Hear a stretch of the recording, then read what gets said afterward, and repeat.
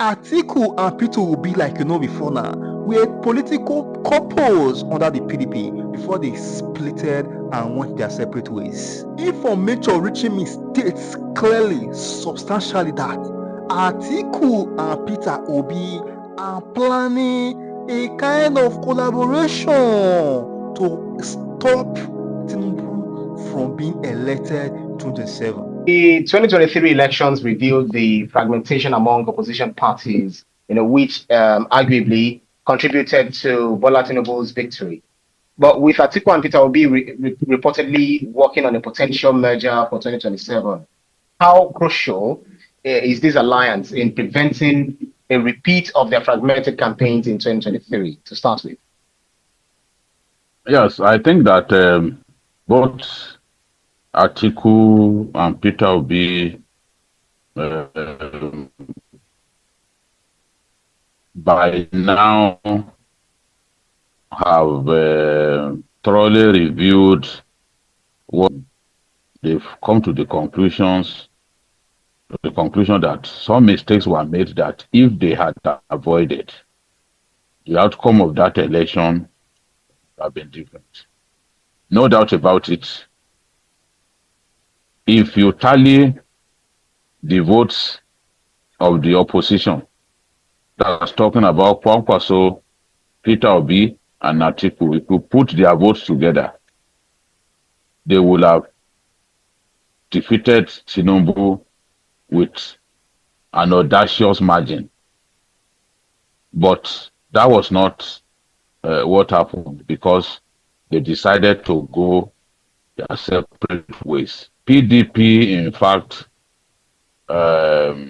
contrived to rob itself of the chance to win the presidency when they couldn't resolve the crisis that emanated from the northwest zone of the party, which prompted Kwankwaso to leave the party and join the NMPP.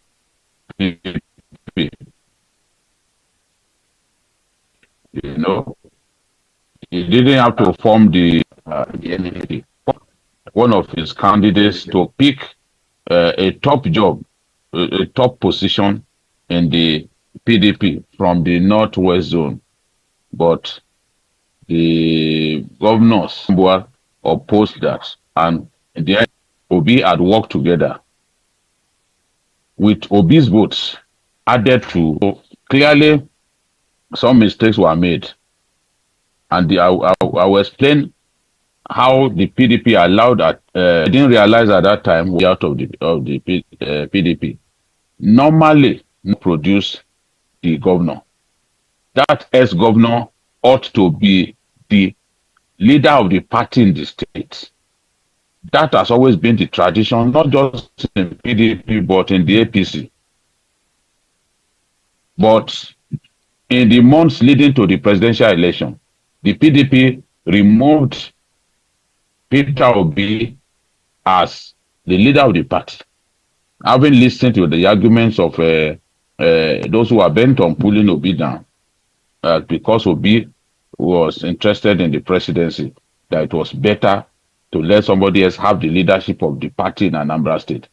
And they gave the leadership of the party to Chris Uba. Remember, before the governorship election that Professor Soludo won, Obi was the leader of the party. It was even Obi that produced the candidate of the PDP for that governorship race. But in the months leading to the presidential election, that changed. Ayu, the chairman of the party, was prevailed upon to remove Peter Obi as leader of the party based on the flimsy excuse that he was contesting. He was removed as leader of the party in Anambra State, and someone else was put in his place. Obi didn't like this, and he ended up walking away from the party. If Atiku had secured the kind of votes that Obi secured in the Southeast, he would have been president today. So they have seen now that allowing Peter Obi to go was a big mistake. I also think that if Atiku had picked Wike as his running mate, Wike would have done much better than the governor of Delta State that eventually picked.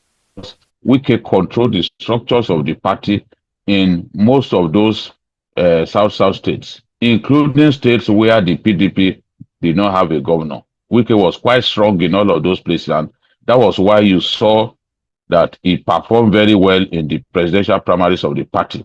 If Tambuwal had not delivered his votes to Atiku at the last minute, Wike would most probably have won that presidential primary of the PDP, given how close he went, despite the fact that one of the four most powerful candidates decided to step down for Atiku Abubakar. Yes, after all this background, let me say at this point that the situation still remains fluid. Atiku's main goal is to wrest control of the PDP from Bala Mohammed, Wike, and a few governors who are firmly in control now. They are the ones who are giving Damagum, Ilya Damagum, the acting chairman of the party, all the support, all the funding that he needs to keep him in control at this stage. Normally, you would expect that the North Central Zone, which is Ayu's zone, will produce the chairmanship, the national chairmanship of the party. And an acting chairman should ordinarily have been in office for just 9 months. But we have seen that these people have kept Damagum in office longer than legally permitted. And they've been making it difficult for a NEC meeting to happen, where a big decision will in fact be taken about Damagum's fate. So what they are looking at is the possibility of a Bala Mohammed Makinde ticket for 2027. And people like Wike, they are on the side of Bala Mohammed and Makinde in this matter. Bala Mohammed and Wike may actually be quarreling, may appear to be quarreling in public, but it's all politics. Bala Mohammed is being persuaded that the ticket of the party will go to him, that they are going to back him for the ticket of the party, with the ticket of the party. So they are doing their best to ensure that Atiku Abubakar does not pick the ticket of the party. So in the event that Atiku does not pick the ticket, Atiku may well go into some form of alliance, using another platform, maybe Peter Obi's platform, to realize his ambition. But he is also confident that he can get the ticket. He's always prevailed in situations like this. But the question people are asking is, was the PDP created for Atiku Abubakar alone? How many times will he be the standard bearer of the party in the presidential election? So he has people now who are determined, especially these younger politicians, these young governors, who believe that, look, it is no longer the time of the old guard, that the old guard has to be shunted aside so that younger people can get preeminent position in the party and eventually become the presidential candidate of the party. So Atiku has not given up. He thinks that he will get the ticket of the party, of the PDP, and he's assuring his people that they are going to seize control of the party. He believes that once they can seize control of the party from Damagum, then his presidential ticket is assured. And he believes that once he can get the ticket, he can then approach Peter Obi and convince him to come back to the PDP so that they can run on the same ticket. But the problem associated with this is the young people who have been backing Peter Obi all along, they are not prepared to have it. Is either Peter Obi is the presidential, Peter Obi convince this kind of people to let him run on the same ticket Atiku Abubakar running it. Because they would argue that, look,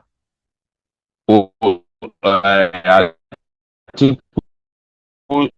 should support Peter Obi rather than have Peter Obi drunk in the months leading to 2020. Oh, they are not as from doing 8 years. So Atiku he has a lot of work to do, and that's why I said this situation is fluid.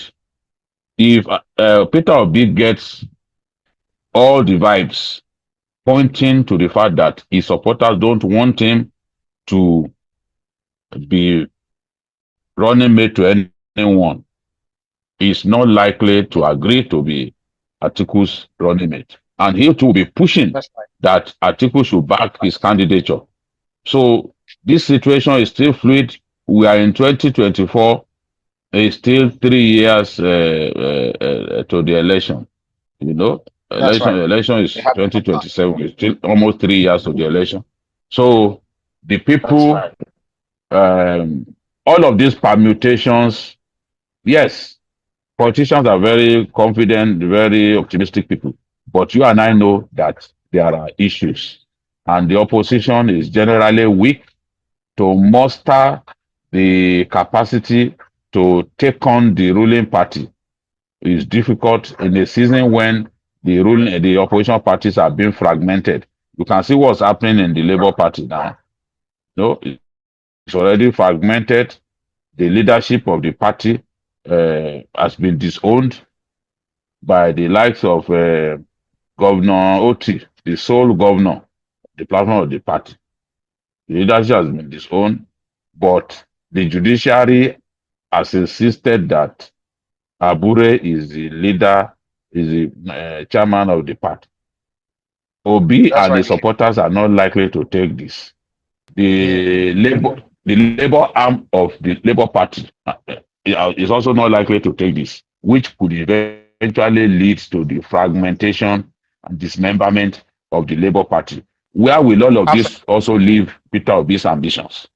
You know? So these are questions whose answers are blowing in the wind, Brian. Yeah, you've actually answered a lot of questions in my head, but I understand El-Rufai is also in the mix.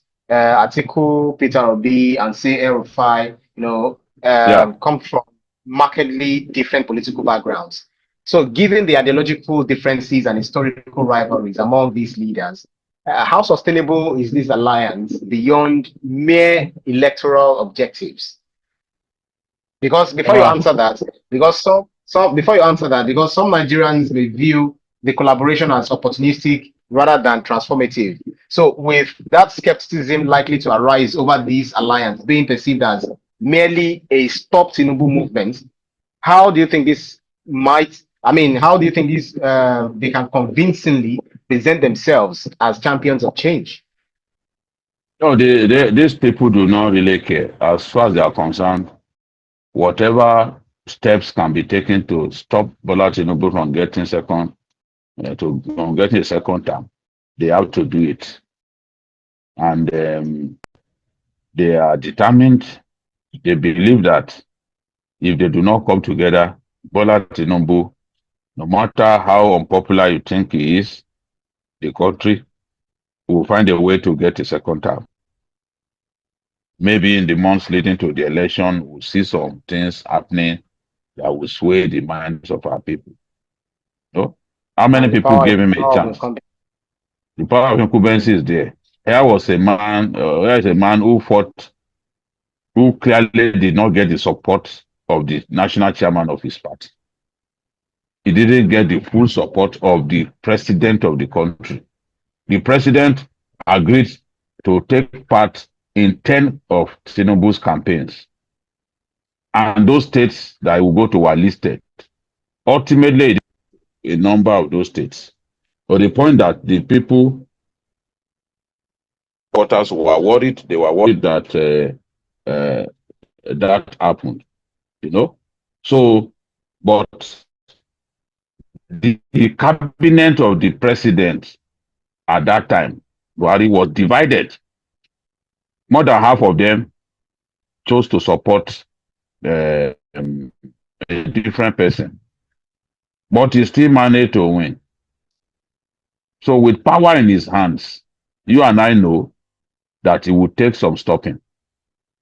And I'm sure Atiku is experienced enough to know this. He's been contesting, he's been seeking to be president since 1992. He is our own modern day Abraham Lincoln. He thinks that no matter how long it takes, he will be president of Nigeria someday. Age is time is running out on him, but he's convinced that somehow he will get there. So, and he has opposition, the PDP, he has opposition on the ruling party, but he thinks that he can look themselves in the face and say, gentlemen, let's put our differences aside. Let's do our best to ensure that Bola Tinubu does not get a second term. There is a big determination on their part to ensure that Tinubu does not get a second term. So I know that whatever deal Atiku can cut, he will cut that deal just to ensure that Tinubu does not get a second term. So let's put ideology aside. Ideology is not a preeminent issue in Nigerian politics. Ideology gets thrown out of the window in Nigerian politics. You see, absolutely, people the APC likes to call itself, APC members like to call themselves progressives, but there are ultra conservatives among even the leading lights of the APC. So I don't buy that that notion that the APC is actually a progressive party. Its ranks is thoroughly diluted with people who are bare-faced conservatives. So there is no Nigerian party that you can actually hold it up as a party founded on the basis of ideology. All kinds of people join the party. So absolutely, it's an Iruwa Ogiriwa, as the Yorubas will say. It's not. This has nothing to do with ideology at all. All right. So let me take some comments, and I'll start with our member who is a subscriber to TVC News, especially Issues with Jide. That's why it's always good to subscribe. So I'll take his comment first. Oluwasegun Akinferegbe. I'm sorry if I didn't get that correctly. He's a member 2 months, who was subscribed for 2 months now. So he said, combination of failures equals to woeful failure.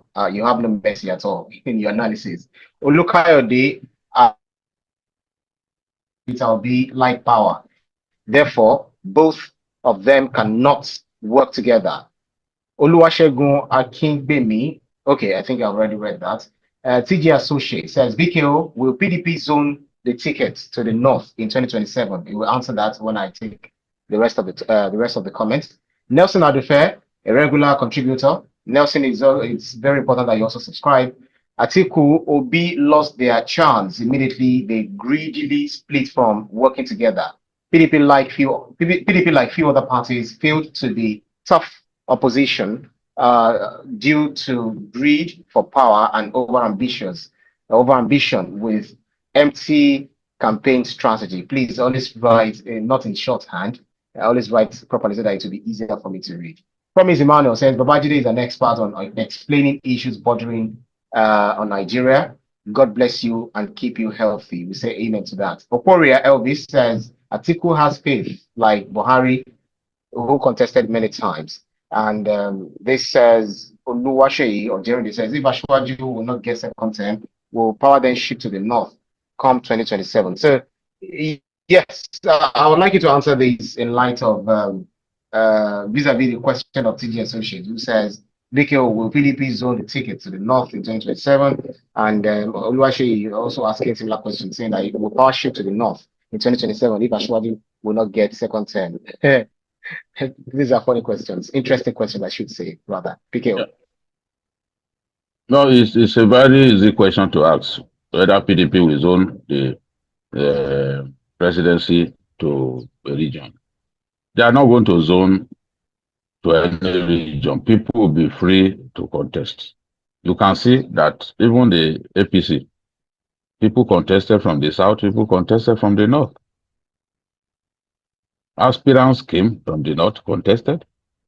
It was on the night of the presidential primary that we now saw some of the aspirants stepping down and all that.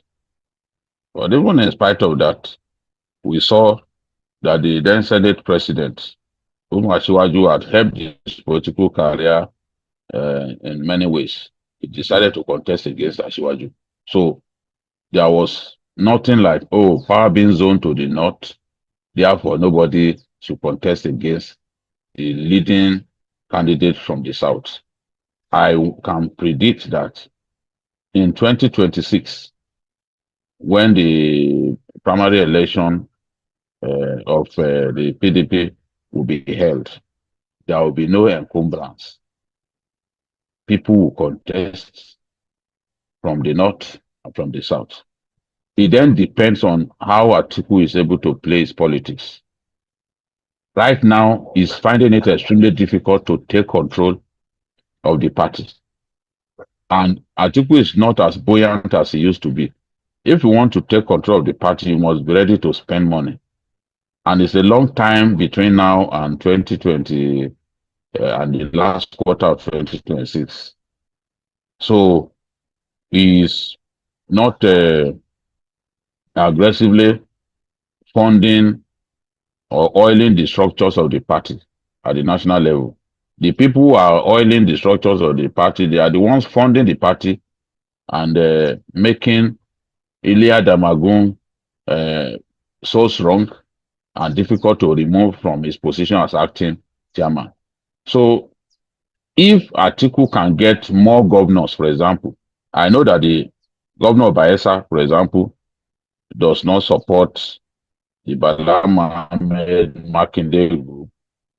I know that the governor of Osun also does not support them. It's not on their side. I know that the Zamfara governor does not also support them. And of course, the governor of Delta State. What we don't know is whether these governors will be ready to back Atiku. If they are ready to back Atiku, then Atiku may get the ticket of the party once again. But unfortunately, when you look at the way the PDP is currently, the chairman of the Governors Forum is Bala Mohammed. The Governors Forum is very powerful within the scheme of things. The chairman of the party, the acting chairman, belongs to the Wike, Makinde, Bala Mohammed group. And as I said earlier, they're already touting Bala Mohammed as presidential candidate of the party, with Makinde being his running mate. They're already working on that possibility. So these people would do their best to make sure that Atiku does not get the ticket That's right. of the party. And that's right. If he does not get the ticket of the party, he may then try to use Peter Obi as his last joker, which would then mean that he will go and seek his ambition, seek the actualization of his ambition in a different political platform. That is where, Oh, and I don't know. Even now, we do not know whether Peter Obi will contest on the platform of the Labour Party, given the crisis in the party. You know, so it's a very fluid situation, and I can tell you, in a year's time, a lot of things will change. Political strategy uh, changes from time to time. What worked for you in 2023 may not work in 2027. that's right. That's And right. Your position must there is no adjust. guarantee. There is no guarantee that the Labour Party will be as strong as it was in 2027 because the circumstances have changed. The political landscape has changed. That's right. That's So, right. uh, but it's a good thing that they are coming together, and I can only wish them um, good luck. But I know that the opposition will do its best to ensure that TINUBU doesn't get a second term, and Right. they are confident that Nigerians will support them in denying the president a second time. All right. So, but then violence. I said you guys should always write. I always be sending your comments with your viewing names. But he says Tinubu is for second term. He's already campaigning for the president. TLC Toke says, good evening, Uncle Jide. How did I copy that? Mike says we need electoral reform. Ilemona John says, what of Kwakwanso? All right. Oluwashe generally says politics is deceitful, but I don't see Wike supporting Bala from the north. His best game is to get Shea Makinde in the ring. But then, what seems to be like my final question because of our time here, forming a new political platform or revitalizing an existing one can be, fraught with challenges. I also saw Shegun Showme, the former Atiku spokesperson. Is this Shegun Showme? I can't exactly remember his name. Yes, that's his name. That's his name. Yeah, so he's saying that I saw him on the news yesterday, talking about the alternative. I think something like having the alternative, maybe a name of a political party or a party is, pushing to the fore. But I'm wondering about what you think are the key logistical and leadership challenges these alliances might face in forming a new party or choosing a candidate, especially given past tensions. Forming a new party is extremely difficult. If the desire is to take power, it's better to have political parties come together, especially against an opposition that is against a ruling party that is determined to keep power. You have to find a way to come together. That was what the APC did. We saw different political tendencies coming together. ABGA, AMPP, ACN, and some elements from the PDP, led by Bukola Saraki, who called themselves the NPDP, the new PDP. In spite of that, Buhari was only able to defeat Goodluck Jonathan with 4 percentage points. That's 52-48. It was a very close presidential election. Despite the gang up against the ruling party, Buhari was only able to win by 4 percentage points.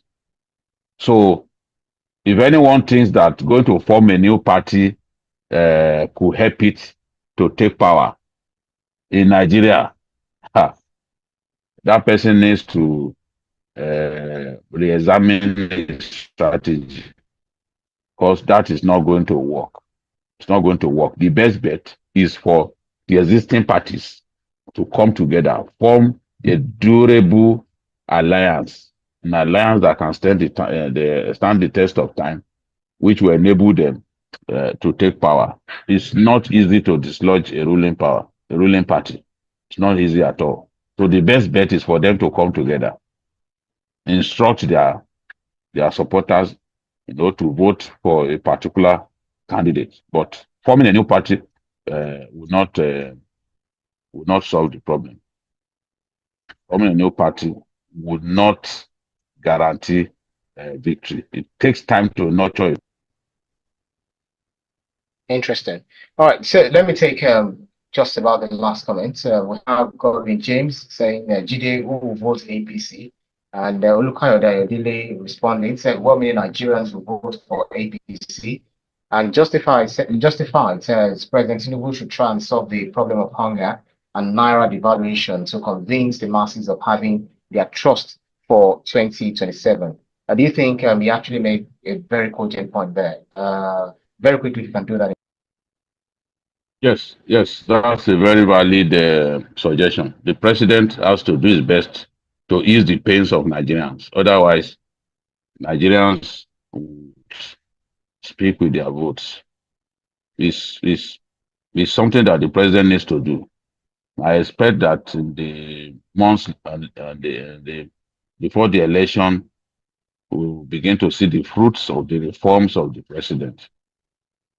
Nigerians are very impatient, and some of them are not prepared to wait for these reforms to begin to bear fruits.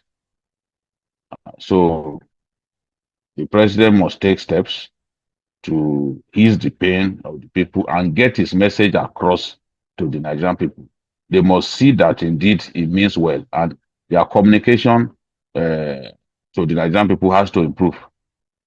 You know, that is the guarantee of a good showing for the president.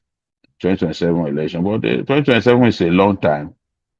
Even 24 hours is a long time in politics. And I've seen somebody who looked like winning an election 48 hours to the election and he didn't win it. So I believe that we still have time for the parties to sort themselves out and for the ruling party to sort itself out and address frontally the concerns of Nigerians. Because you go back to those Nigerians to ask for their votes. And how do you then ensure that they give you their votes? It is by taking steps that ease the pains of the Nigerian people. There's no other way. There's no other way. And people are not so sophisticated enough to understand that some of these steps are the best for our country. So you have to take some decisive steps to ease the pains of Nigerian people. It's as simple as that. That's right. I guess that's the reason why Olukayode says that the interest of President Tinubu is the prosperity of Nigeria and not necessarily a second term. The reason for taking both decisions, which the Hawks are not comfortable with. I guess he didn't finish his comment, but your point is made anyway. But BKO, because of our time, that's our show for today's edition of Issues with Jide. Special thanks to you, Babajide Kola, for those insightful analyses, as always. Thank you, Ibrahim. I say a big thank you to our viewers for their loyalty. We'll continue to give our best, continue to be here to talk about our country. It is our desire that our country gets better because we all deserve a country that works. Atiku and Peter Obi, like you know before now, were political couples under the PDP before they splitted and went their separate ways. The information has been lingering for quite some time now that there is a possibility of a merger between the duo to ensure that they stop Tinubu's re-election come 2027. Many Nigeria has clamored for this collaboration, for this merger between these duo, adding that it is only two of them that has the political capacity to combat and restore power with the ruling Progressive Congress come 2027 election. Nigerians, like you know, are looking for alternative party, alternative individual who will present a valid reason, valid background, and valid platform where they can press on their demands come 2027 by voting. However, INEC has continued to remain an obstacle, an area of concern for many Nigerians due to the rascality they displayed 2023 general election in terms of election credibility and coherent collation of result as it is.